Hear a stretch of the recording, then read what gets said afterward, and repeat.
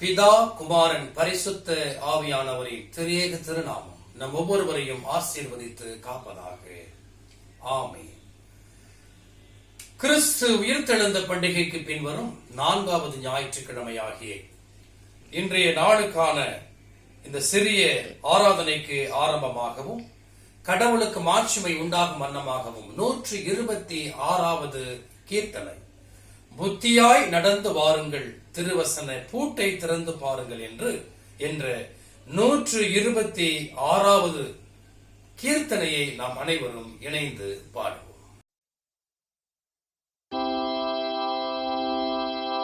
புத்தியாய் நடந்து வாருங்கள், திருவசன பூட்டை திறந்து பாருங்கள். புத்தியாய் நடந்து வாருங்கள், திருவசன பூட்டை திறந்து பாருங்கள்.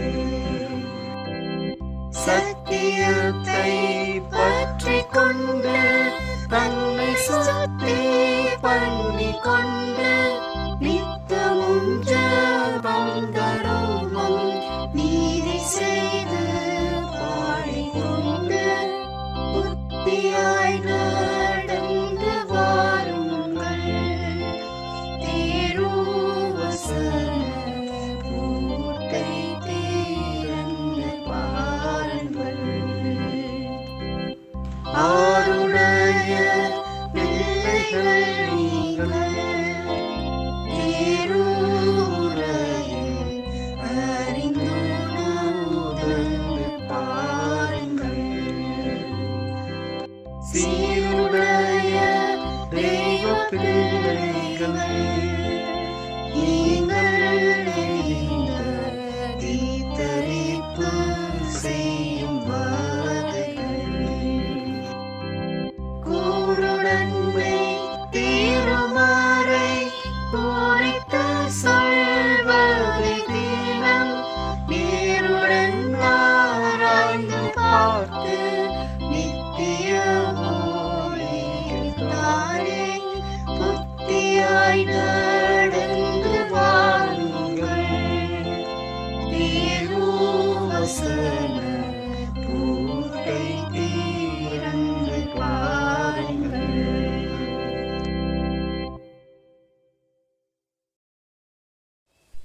ஜெபம் செய்வோம். எங்களை நேசிக்கிற நல்ல ஆண்டவரே, இந்த நாளுக்காக நன்றி சொல்லுகிறோம். இந்த நாளிலும் ஆண்டவரே, இந்த சிறிய ஆராதனை துவக்கம் முதல் முடிவு வரை உம்முடைய பிரசன்னம் எங்களோடு கூட இருக்க வேண்டுமாய் ஜெபிக்கிறோம். இந்த ஆராதனையிலே பங்கெடுக்க போகிற ஒவ்வொரு பிள்ளைகளையும் ஆசீர்வதியும். பேச போகிற அடியனையும் மறைத்து நீர் பேசும். திருவசனத்தை கேட்க போகிற ஒவ்வொருத்தரையும் ஆண்டவர் நீர் ஆசீர்வதித்து இந்த திருவசனத்தின்படி நடக்க அவர்களுக்கு நீர் போதிக்க வேண்டுமாய் ஜெபிக்கிறோம். துவக்கம் முதல் முடிவு வரை உம்முடைய பிரசன்னம் எங்களோடு கூட இருந்து எங்கள் ஒவ்வொருவரையும் ஆசீர்வதித்து காக்க வேண்டுமாய் இயேசு கிறிஸ்துவின் வழியாக இடத்தில் கேட்கிறோம் ஜீவனுள்ள பிதாவே, ஆமென். கிறிஸ்து உயிர்த்தெழுந்த பண்டிகைக்கு பின்வரும் 4வது ஞாயிற்றுக்கிழமை. இந்த நாளுக்காக திருச்சபை நமக்கு கொடுத்திருக்கிற திருமறை பகுதியை வாசிக்க கவனமாக கேட்போம். அது யாக்கோபுவின் நிருபம் 1ஆம் அதிகாரம் வசனங்கள் 17 தொடங்கி 21 முடியும். யாக்கோபு அதிகாரம் 1 வசனங்கள் 17 21 முடியும். நன்மையான எந்த ஈவும் பூரணமான எந்த வரமும் பரத்தில் இருந்து உண்டாகி ஜோதிகளின் பிதாவினிடத்திலிருந்து இறங்கி வருகிறது. அவரிடத்தில் யாதொரு மாறுதலும் யாதொரு வேற்றுமையின் நிழலும் இல்லை. அவர் சித்தம் கொண்டு தம்முடைய சிருஷ்டிகளில் நாம் முதல் பலன்கள் ஆவதற்கு நம்மை சத்திய வசனத்தினாலே ஜெனிப்பித்தார். ஆகையால் என் பிரியமான சகோதரரே, யாவரும் கேட்கிறதற்கு தீவிரமாயும் பேசுகிறதற்கு பொறுமையாயும் கோபிக்கிறதற்கு தாமதமாயும் இருக்க கடவர்கள். மனுஷருடைய கோபம் தேவனுடைய நீதியை நடப்பிக்க மாட்டாதே. ஆகையால் நீங்கள் எல்லாவித அழுக்கையும் கொடிய துர்க்குணத்தையும் ஒழித்துவிட்டு உங்கள் உள்ளத்தில் நாட்டப்பட்டதாயும் உங்கள் ஆத்துமாக்களை ரட்சிக்க வல்லமை உள்ளதுமாய் இருக்கிற வசனத்தை சாந்தமாய் ஏற்றுக்கொள்ளுங்கள் என்றார் என்பதுவே. நாம் அனைவரும் நம்முடைய விசுவாசத்தை அப்போஸ்தல விசுவாசமாக பயபக்தியோட அறிக்கை செய்வோமாக. பரலோகத்தையும் பூலோகத்தையும் படைத்த சர்வவல்ல பிதாவாகிய கடவுளை விசுவாசிக்கிறேன். ஒரே குமாரனும் ஆண்டவரும் ஆகிய இயேசு கிறிஸ்து விசுவாசிக்கிறேன். அவர் பரிசுத்த ஆவியினால் கற்பத்தில் உட்பவித்து கன்னிமிடத்தில் பிறந்து பொந்தி பிலாத்தினில் பாடுபட்டு சிலுவையில் அறையுண்டு மரித்து அடக்கம் செய்யப்பட்டார். பாதாளத்தில் இறங்கி 3 நாள் மரித்த இடத்திலிருந்து உயிர் தெழுந்தார். பரத்துக்கேறி எல்லாம் அல்ல பிதாவாகிய கடவுளுடைய வலப்பக்கத்தில் வீற்றிருக்கிறார். அவ்விடத்தில் எல்லோருக்கும் மரித்தோருக்கும் நியாயத்திற்கு அளிக்க வருவார். பரிசுத்தாவரை விசுவாசிக்கிறேன். பொதுவான பரிசுத்த சபையும் பரிசுத்தனுடைய ஐக்கியமும் பாவ மன்னிப்பும் சரீர உயிர்த்தெழுதலும் நித்திய ஜீவனும் உண்டென்று விசுவாசிக்கிறேன். ஆமென். நாம் அறிக்கையிட்ட இந்த விசுவாசத்திலே மரண வரைந்து நிலைத்திருக்க ஆண்டவர் தாமே நமக்கு துணை அருளி காப்பாராக. ஆமென். நாம் மீண்டும் கர்த்தருடைய நாமம் மகிமைப்படும்படியாகவும் அருளுரைக்கு ஆயத்தப்படும் வண்ணமாகவும் 8வது ஞான பாடலை இணைந்து பாடுவோம். இயேசு சுவாமி உமது வசனத்தின் பாலை தேட வந்தோ, எங்கள் மனது மண்ணை விட்டு உம்மை சேர எங்கள் சிந்தையை நீர் முற்றும் தெய்வ சொல்லுக்கு உட்படுத்தும் என்ற 8வது ஞான பாடலை இணைந்து இயேசு சுவாமி உமது வசனத்தின் பாலை தேட வந்தோம், எங்கள் மனது மண்ணை விட்டு உம்மை சேர எங்கள் சிந்தையை நீர் ஊற்றும் தெய்வ சொல்லுக்கு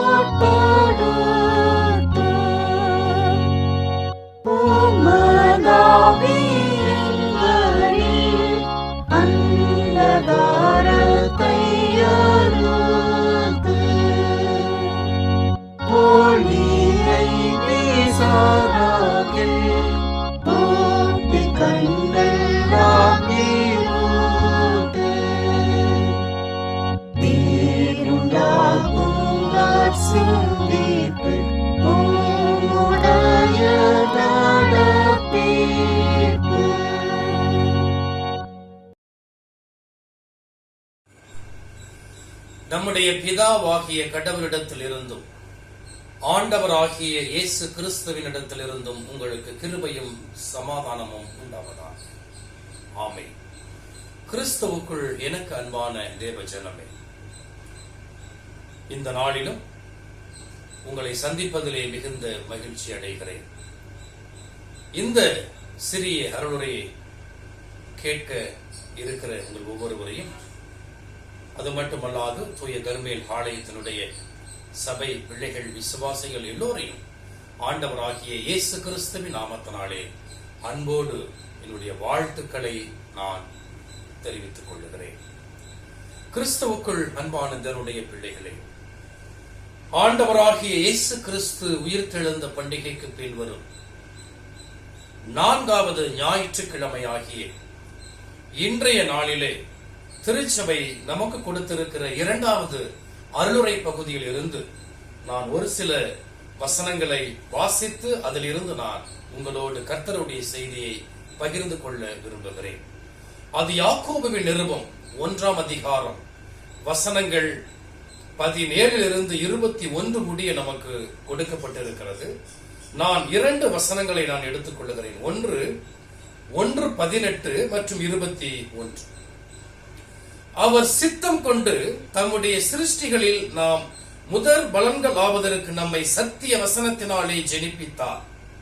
ஆகையால் நீங்கள் எல்லாவித அழுக்கையும் கொடிய துர்க்குணத்தையும் ஒழித்துவிட்டு உங்கள் உள்ளத்தில் நாட்டப்பட்டதாயும் உங்கள் ஆத்துமாக்களை ரட்சிக்க வல்லமை உள்ளதுமாய் இருக்கிற வசனத்தை சாந்தமாய் ஏற்றுக்கொள்ளுங்கள். அன்பான தேவனுடைய பிள்ளைகளே, கர்த்தருடைய திரு வசனத்தை குறித்து இந்த இடத்திலே நாம் படித்தோம். இங்கே கர்த்தருடைய வசனம் எப்படிப்பட்டது என்பது நம்ம எல்லோருக்கும் தெரியும். முதலாவது, கர்த்தருடைய வசனம் ஜீவன் உள்ளது. கர்த்தருடைய வசனத்திற்கு உயிர் இருக்கிறது, ஜீவன் இருக்கிறது என்ற உண்மையை நாம் முதலாவது எல்லோரும் ஒற்றுக்கொள்ள வேண்டும். எத்தனையோ இடத்திலே இந்த வசனம் நம்மை மீட்டு இருக்கிறது. எத்தனையோ மிகப்பெரிய தலைவர்கள் எல்லாம் இந்த வசனத்திற்கு அடிபணிந்தவர்களாக ஆசீர்வதிக்கப்பட்டார்கள். எப்பொழுது இந்த வசனத்திற்கு அவர்கள் அடிபணிந்தார்களோ அப்பொழுதெல்லாம் ஆசீர்வதிக்கப்பட்டார்கள். கிறிஸ்துவுக்குள் அன்பான தேவனுடைய பிள்ளைகளே, ஏனென்று சொன்னால் இந்த வசனத்திற்கு உயிர் இருக்கிறது.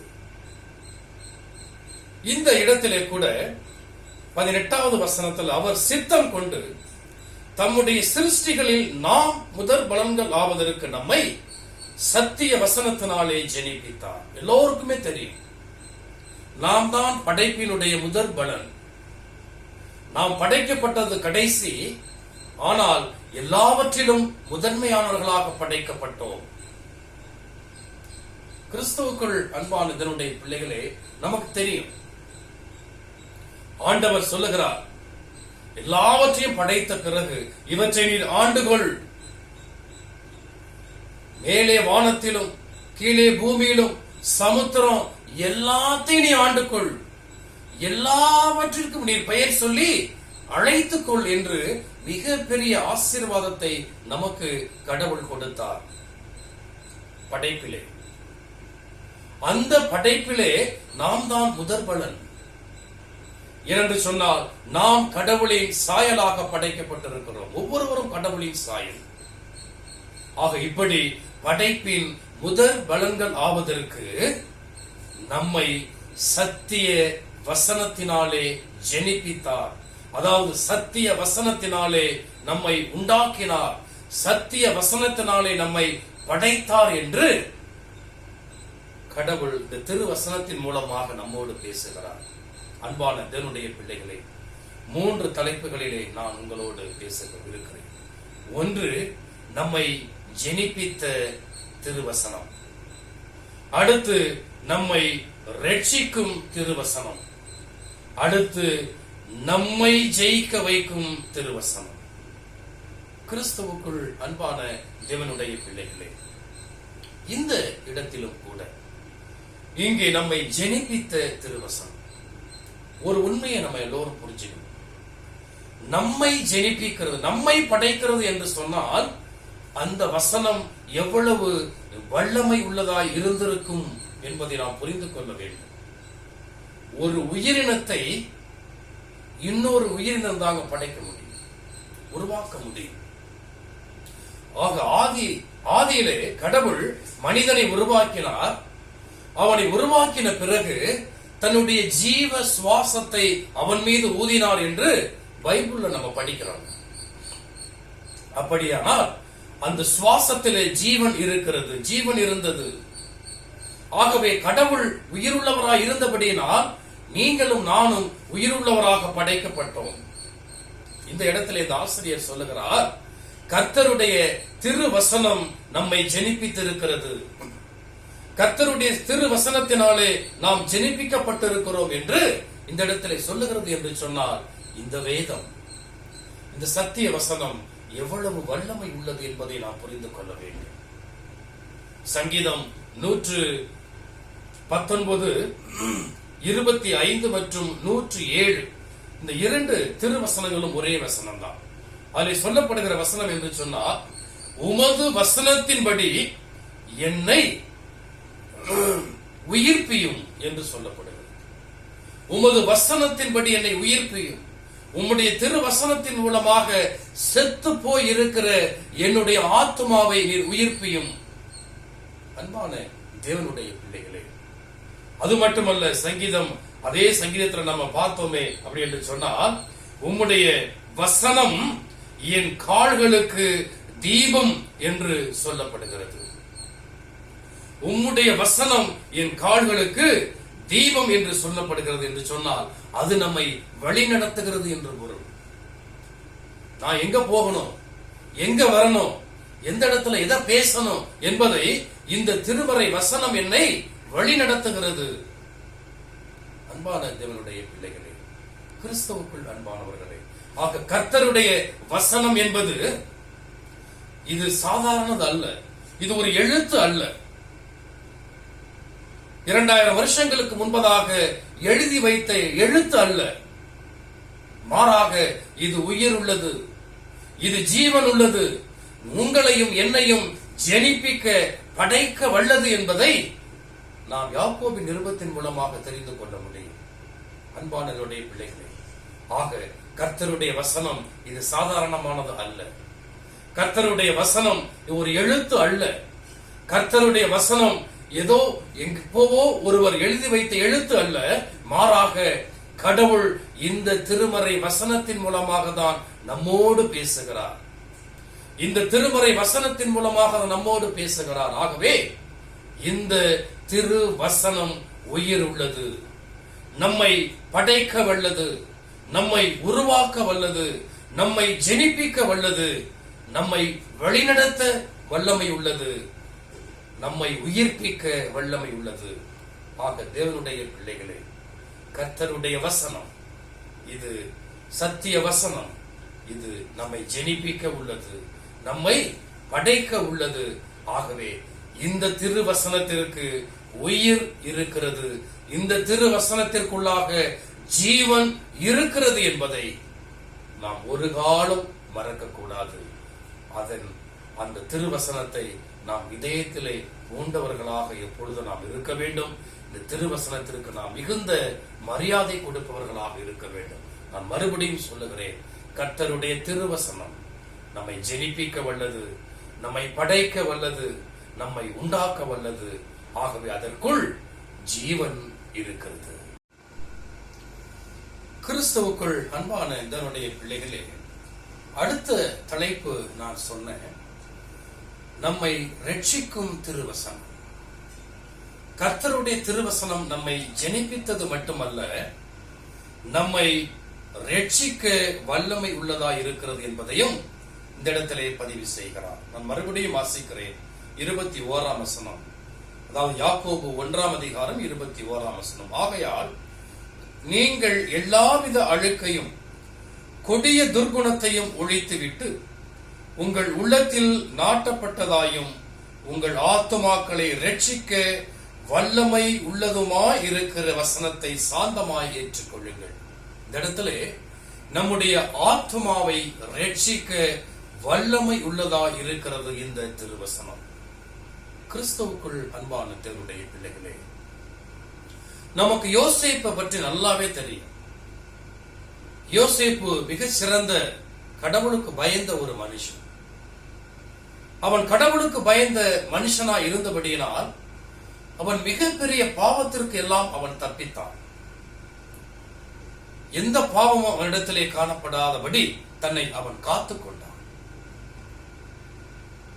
நான் சென்ற வசனத்திலே சொன்னீங்களா, கர்த்தருடைய திருவசனம் நம் கால்களுக்கு தீபமாய் இருக்கிறது. நாம் நடக்க வேண்டிய வழியை நமக்கு அது கற்பிக்கிறது. நாம் நடக்க வேண்டியதை எப்படி என்று நமக்கு சொல்லுகிறது. அப்படிதாங்க யோசேப்புக்கு அது சொன்னது. யோசேப்பு அவன் இவ்வளவு நல்ல ஒரு சாந்தம் உள்ளவனாக இருந்ததற்கு காரணம் கர்த்தருடைய திருவசனங்கள். எத்தனையோ பேர், நல்லா நீங்க படிச்சு பாருங்க, இந்த திருமறையில் அவருடைய வரலாற்றை படித்து பாருங்க. அவனுடைய வரலாற்றை படிக்கும் பொழுது மிகவும் ரொம்ப ஆச்சரியம் உள்ளதாக இருக்கிறது. அவன் கடவுளுக்கு பயந்த மனுஷனாய் இருந்தான். அவன் எல்லோருக்குமே தெரியும், தன்னுடைய சொந்த அண்ணன்மார்களாக சேர்ந்து அவனை எகிப்தினுடைய வியாபாரிடத்தில் விற்று போடுகிறார்கள். அவன் அங்கே போய் சிறையிருப்பிலே இருக்க வேண்டிய சூழல் வருகிறது. எந்த சூழலிலும்,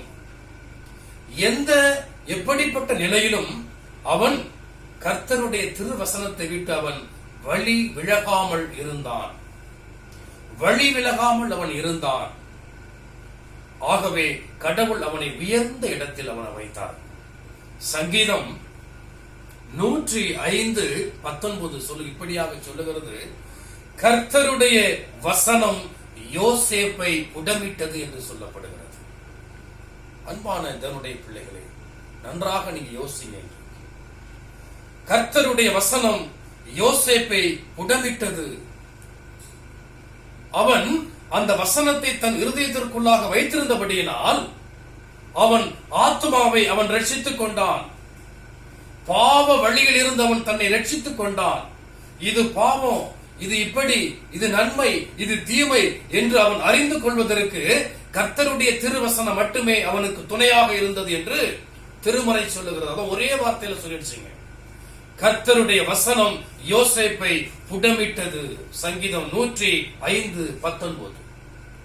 ஆக அன்பான தேவனுடைய பிள்ளைகளே, யோசேப்பு என்கிற மிக ஒரு உத்தமன், யோசேப்பு என்கிற ஒரு கடவுளுக்கு பயந்த மனுஷன், யோசேப்பு என்கிற திருமறை வசனத்திற்கு பயந்த மனுஷன் இன்றைக்கு திருமறையிலே பேசப்படுகிறார் என்று சொன்னால் அவனை புடமிட்டது, அவனை பக்குவப்படுத்தியது, அவனை பரிசுத்தமாக்கியது இந்த திருமறை வசனம்.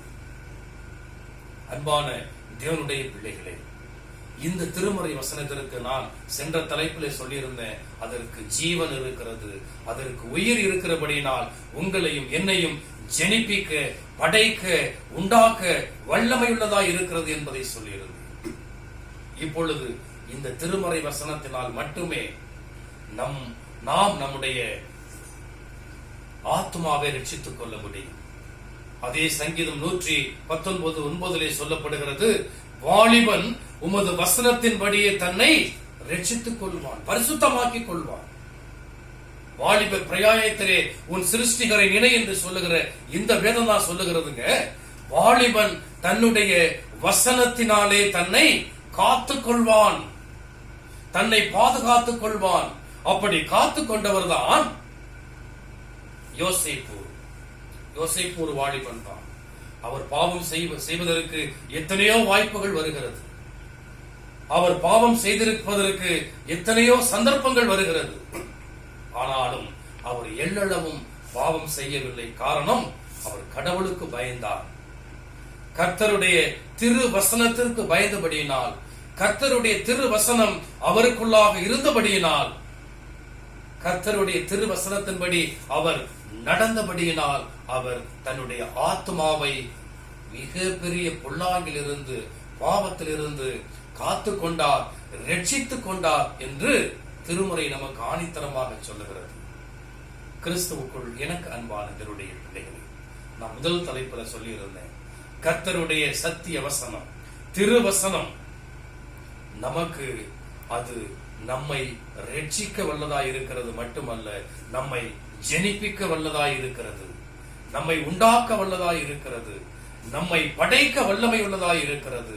அடுத்த தலைப்புல சொல்றேன், கர்த்தருடைய திருவசனம் நம்மை தன்னுடைய ஆத்மாவை ரட்சித்துக் கொள்ள நமக்கு மிக பெரிய உதவியாக இருக்கிறது.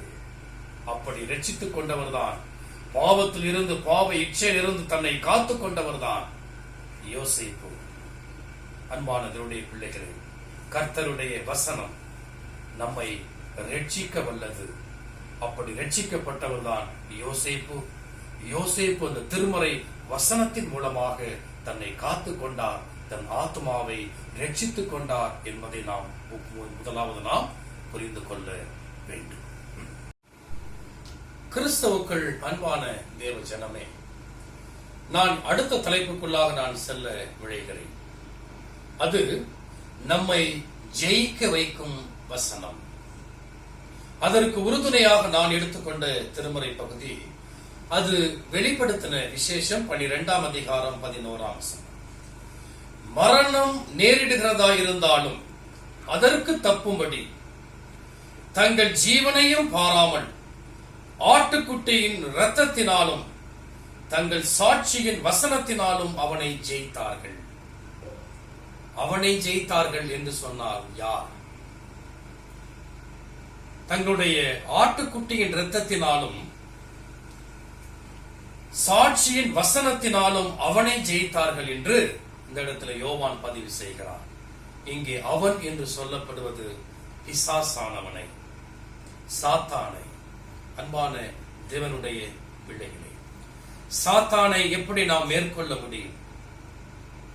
சாத்தானை எப்படி நாம் ஜெயிக்க முடியும்? ஒரு சமயம் ஆண்டவராக இயேசு கிறிஸ்து சொல்லுவார், இப்படிப்பட்ட பிசாசை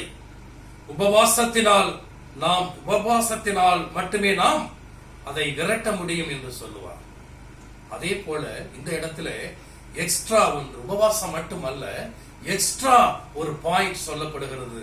என்னன்னு கேட்டீங்கன்னா, சத்திய வசனத்தினாலும் ஆட்டுக்குட்டியின் இரத்தத்தினாலும் சாத்தானை ஜெயிக்க முடியும் என்று இந்த இடத்திலே சொல்லுகிறது.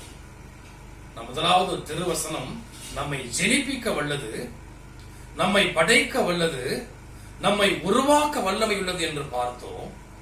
அடுத்து இந்த திருமறை வசனம் நமக்கு நம்மை புடமிடுகிறது, நம்முடைய ஆத்துமாவை ரட்சிக்கிறது, நம்மை சரியான பாதையிலே நடத்துகிறது என்று அதற்கு மிகப்பெரிய உதாரணமாக யோசேப்பை குறித்து பார்த்தோம். இப்பொழுது இந்த திருவசனம் சாத்தானை ஜெயிக்க மிகப்பெரிய கருவியாக நம்மோடு இருக்கிறது. நம்முடைய ஆண்டவராகிய இயேசு கிறிஸ்துவும் அப்படிதான். 40 நாட்கள் உபவாசம் இருந்த பிறகு அவர் வருகின்றார். அந்த நேரத்திலே சாத்தான் அவர் பசியோடு இருக்கிறார் என்று தெரிந்த பிறகு அவரிடத்திலே அவரை சோதிக்கும்படி வருகிறான். அவன் எப்படி சோதிக்கிறான்? வசனத்தின் மூலமாக சோதிக்கிறான். வசனத்தின் மூலமாக சோதிக்கிறான். ஆனால் ஆண்டவராகிய இயேசு கிறிஸ்துவும் அவனுக்கு எப்படி பதில் கொடுக்கிறார் என்று சொன்னால், அதே வசனத்தின் மூலமாக தான் அவனுக்கு பதில் கொடுத்து சாத்தானை அந்த இடத்திலே ஜெயிக்கிறார். அந்த திருவசனம் அவருக்குள்ளாக இருந்தபடியினால் சாத்தான் ஆண்டவராகிய இயேசு கிறிஸ்துவை மேற்கொள்ள முடியவில்லை. அன்பான இதனுடைய பிள்ளைகளே, அவனும் பைபிள் வசனத்தை எடுத்து கையாளுகிறான். ஒருவேளை ஆண்டவராக இயேசு கிறிஸ்து அவனும் வசனத்தை தானே எடுக்கிறான் அப்படின்னு சொல்லி இன்றைக்கு நம்ம பாத்தீங்கன்னு சொன்னா நிறைய பிரசங்கிமார்கள் வராங்க. என்ன வராங்க? அந்த ஞாயிறு ஆராதனையை டான்ஸ் போடுறாங்க. ஞாயிறு ஆராதனைக்கு ட்ரவுசர் போட்டுட்டு வாங்க அப்படின்னு சொல்றாங்க. அந்த ஞாயிறு ஆராதனையை ஒரு இஷ்டம் போல நடத்துகிறார்கள். இப்ப லேட்டஸ்டா நான் யூடியூப்ல ஒன்னு பார்த்தேன்.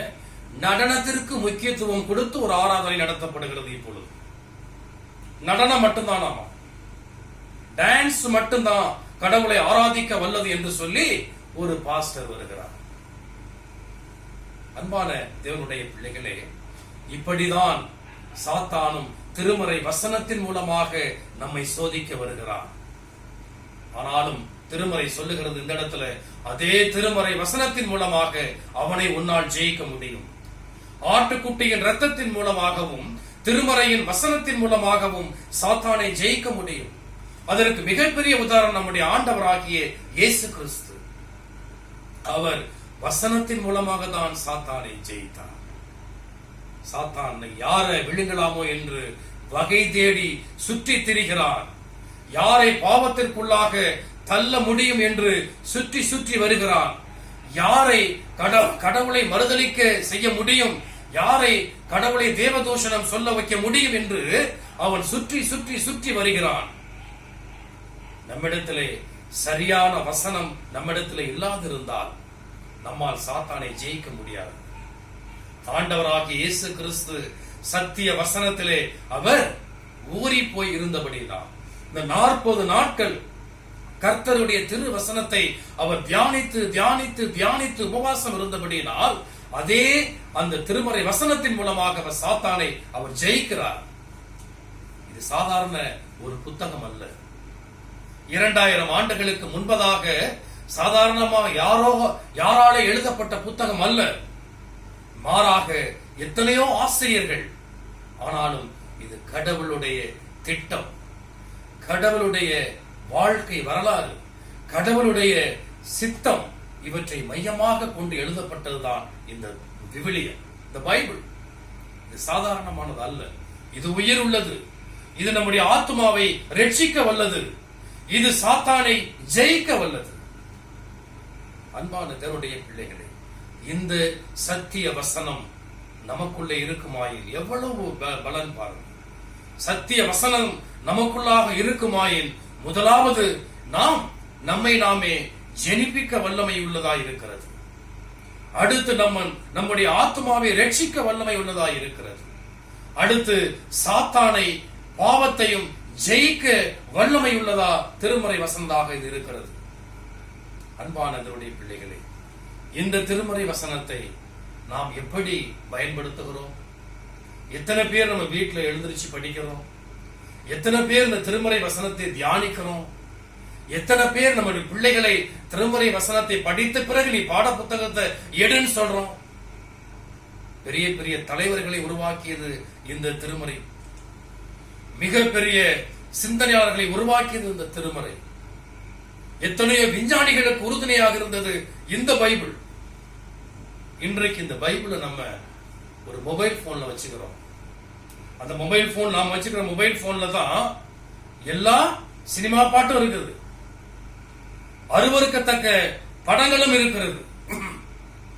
இப்படி பல்வேறு குப்பைகளையும் நாம் அந்த மொபைல் போன்ல வைத்திருக்கிறோம். பரிசுத்தமான இப்படிப்பட்ட நம்மை ஜெனிப்பிக்க வல்லமையுள்ள இந்த பைபிளும் அங்கதான் இருக்குங்க. நம்முடைய ஆத்மாவை ரட்சிக்க வல்லமை உள்ள பைபிளும் அங்கதான் இருக்கு. பிசாசை ஜெயிக்க வல்லமை உள்ள பரிசுத்த திரு வார்த்தைகளும் அந்த செல்போன்ல எடுத்துக்கிட்டு நம்ம ஆலயத்திற்கு வருகிறோம். சபை குரு சொல்லுகின்ற பொழுது செல்போனை ஆன் பண்ணி பார்க்கிறோம். இந்த பைபிளை சுமப்பதிலே நமக்கு என்ன வெட்கம்? இந்த பைபிளை சுமப்பதிலே நமக்கு என்ன சோர்வு? யோசித்து பாருங்கள். இது சாதாரண பைபிள் மட்டுமல்ல, கர்த்தர் நம்மோடு பேசுகிற வார்த்தைகள் இதில் இருக்கிறது. நம்மை உயிர்ப்பிக்கிறது, நம்மை ஜெனிப்பிக்கிறது, நம்முடைய ஆத்மாவை ரட்சிக்க வல்லமை உள்ளதாக இருக்கிறது. நம்மை பிசாசின் கட்டுகளில் இருந்து விடுதலையாக்குவது மட்டுமல்ல, சாத்தானை ஜெயிக்க வல்லமை உள்ள திருவசனங்கள் இதில் இருக்கிறது. ஆக இந்த திருவசனத்திற்கு ஜீவன் இருக்கிறது, உயிர் இருக்கிறது என்பதை நாம் நன்றாக புரிந்து கொள்ள வேண்டும். அன்பான இதனுடைய பிள்ளைகளே, இந்த திருமறை வசனத்தை நாம் காத்துக் கொள்வதனால் நிறைய நன்மைகள் இருக்கிறது.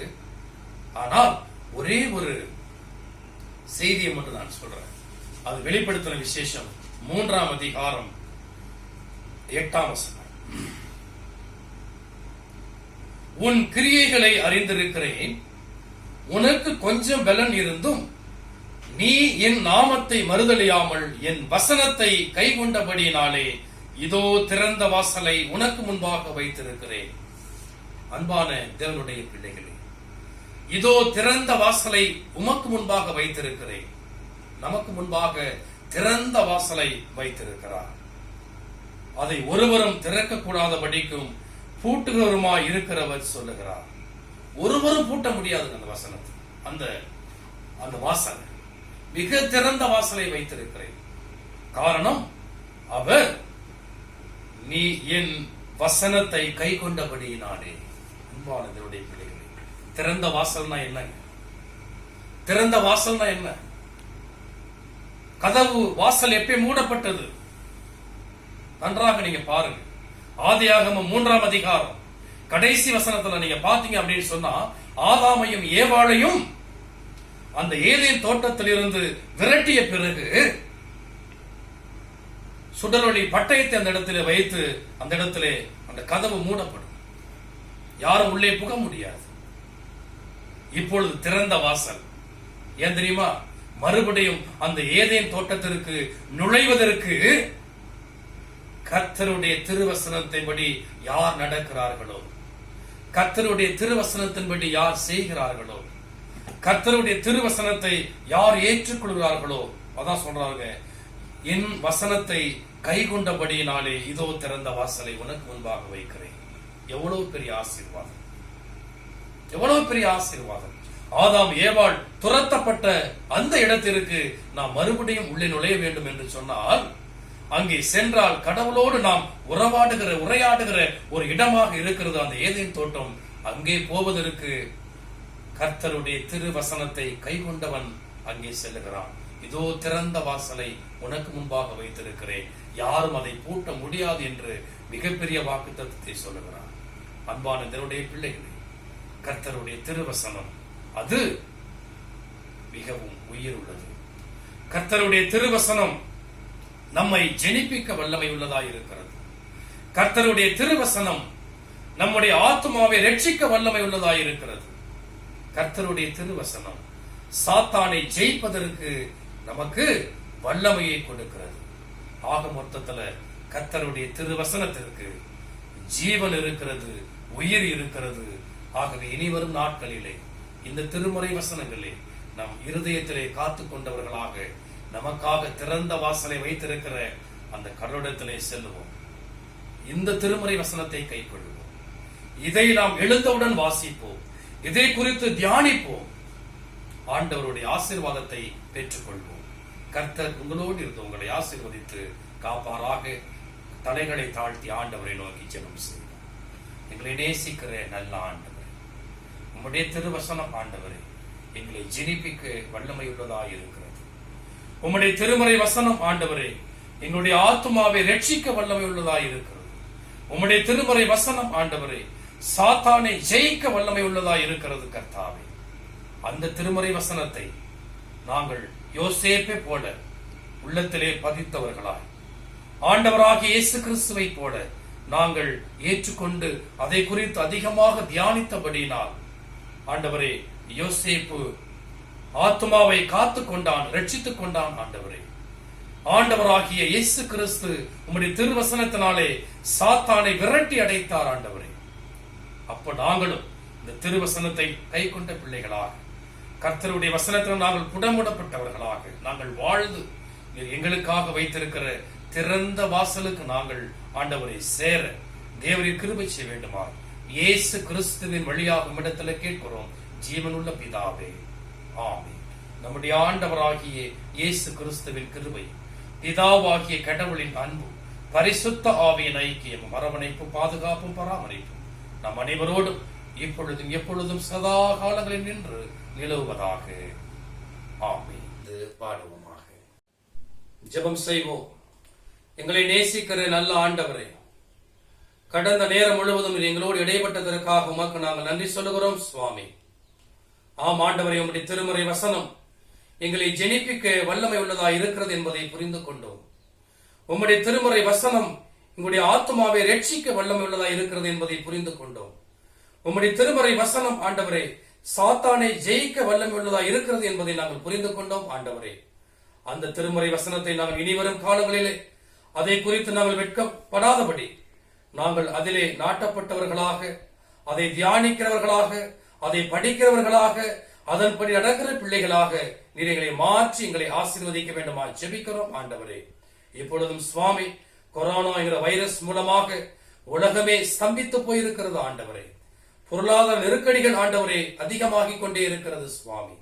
ஏழை எளிய மக்கள் உண்ண உணவும் இருக்க இருப்பிடமும் அடிப்படை தேவைகள் சந்திக்க முடியாமல் இருப்பதை நாங்கள் பார்க்கிறோம். ஆண்டவரே, தேவரீர் தாமே அந்த கொடிய வைரஸை ஆண்டவரே நீர் எடுத்து போட்டு ஒரு புதிய உற்சாகத்தை எங்களுக்கு கொடுத்து எங்களை ஆசீர்வதிக்க வேண்டுமா ஜெபிக்கிறோம்.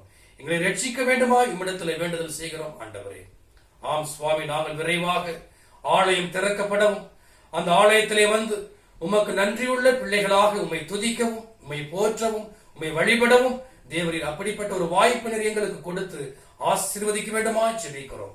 உயிர்ப்பிக்க வல்லமை உள்ளதா இருக்கிற உம்முடைய திருமறை வசனத்தை குறித்து நாங்கள் ஆலயத்திலே தியானிக்க ஒரு வாய்ப்பை நீர் எங்களுக்கு கொடுக்கும்படியாக உம்மிடத்திலே வேண்டுதல் செய்கிறோம் சுவாமி. தொடர்ந்து உம்முடைய கிருபை இருக்கட்டும், தொடர்ந்து உடைய வழிநடத்தல் இருக்கட்டும். ஆண்டவரே, நீரை பொறுப்பெடுத்துக் கொள்ளும் இயேசு கிறிஸ்துவின் வழியாக உம்மிடத்திலே கேட்கிறோம் ஜீவனுள்ள பிதாவே, ஆமென். பரமண்டலத்தில் இருக்கிற எங்கள் பிதாவே, உம்முடைய நாமம் பரிசுத்தப்படுவதாக, உம்முடைய ராஜ்யம் வருவதாக, உம்முடைய சித்தம் பரமண்டலத்திலே செய்யப்படுவது போல பூமியிலேயும் செய்யப்படுவதாக. அன்றென்று வேண்டிய ஆகாரத்தை நீர் இன்று எங்களுக்கு தந்தருளும். நாங்கள் எங்கள் குறைகளுக்கு மன்னிக்கிறது போல நீர் எங்கள் பாவங்களை மன்னித்தருளும். எங்களை சோதனைகள் பிரவேசிக்க பண்ணாதிரும், தீமையை ரட்சித்துக் கொள்ளும். ராஜ்யமும் வல்லமையும் மகிமையும் என்றென்றைக்கும் உம்முடையவைகளே, ஆமென். கர்த்தரானவர் உங்களோடு இருப்பாராக.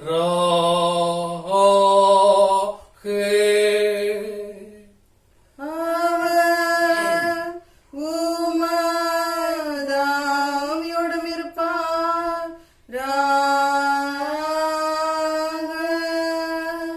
கர்த்தரானவர் உன்னை ஆசீர்வதித்து உன்னை காப்பாராக.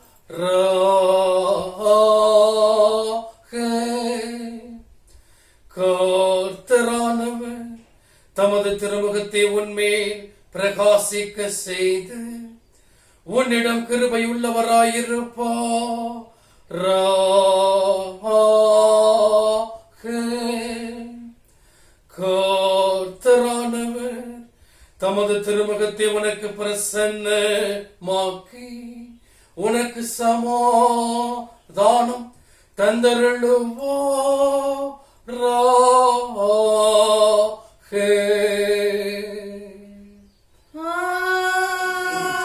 ஆமென்.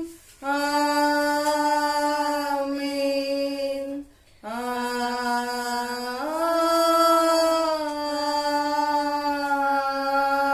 ஆமென். நிறைவு பாடலாக 227 அனுக்கிரக வார்த்தையோடே இப்போ அடியாரை அனுப்பும் ஐயா. மனமதில் தயவுறும் மகத்துவ பரனே வந்தனம் உமக்காமே என்ற 227வது கீர்த்தனையை நிறைவு பாடலாக நாம் இணைந்து பாடுவோமாக. அனுக்கிரக வார்த்தையோடே இப்போ அடியாரை அனுப்புமையா. மனமதில் தயவுறும் மகத்துவ பரனே வந்தனம் உமக்காமே. மனமதில் தயவுறும் மகத்துவ பரனே வந்தனம் உமக்காமே. தோத்திரம் புகழ் மகிமை கீர்த்தி துதிகரம் நிறமுமக்கே. பாத்திரமே அதிசோபித பரனே பாத சரணாமே. பாத்திரமே அதிசோபித பரனே பாத சரணாமே.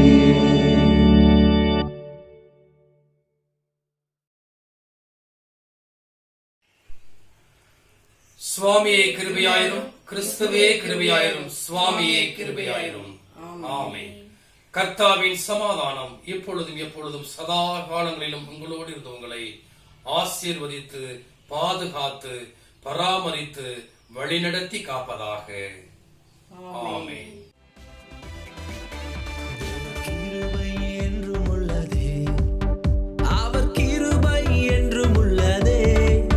அவரை போற்றி துதித்து பாடி ஹல்லேலூயா என்று ஆர்ப்பரிப்போம்.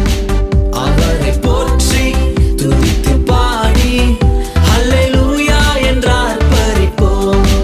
நெருக்கப்பட்டும் மடிந்திடாமல் கர்த்தர் நம்மை காத்ததாலே. நெருக்கப்பட்டும் மடிந்திடாமல் கர்த்தர் நம்மை காத்ததாலே. அவர் நல்லவர், அவர் வல்லவர், அவர் கிருபை என்றும் உள்ளது. அவர் நல்லவர், அவர் வல்லவர், அவர் கிருபை என்றும் உள்ளது. தேவ கிருபை என்றும் உள்ளதே, அவர் கிருபை என்றும் உள்ளதே. அவரை போற்றி துதித்து பாடி ஹல்லேலூயா என்று ஆர்ப்பரிப்போம். அவரை போற்றி துதித்து பாடி ஹல்லேலூயா என்று ஆர்ப்பரிப்போம்.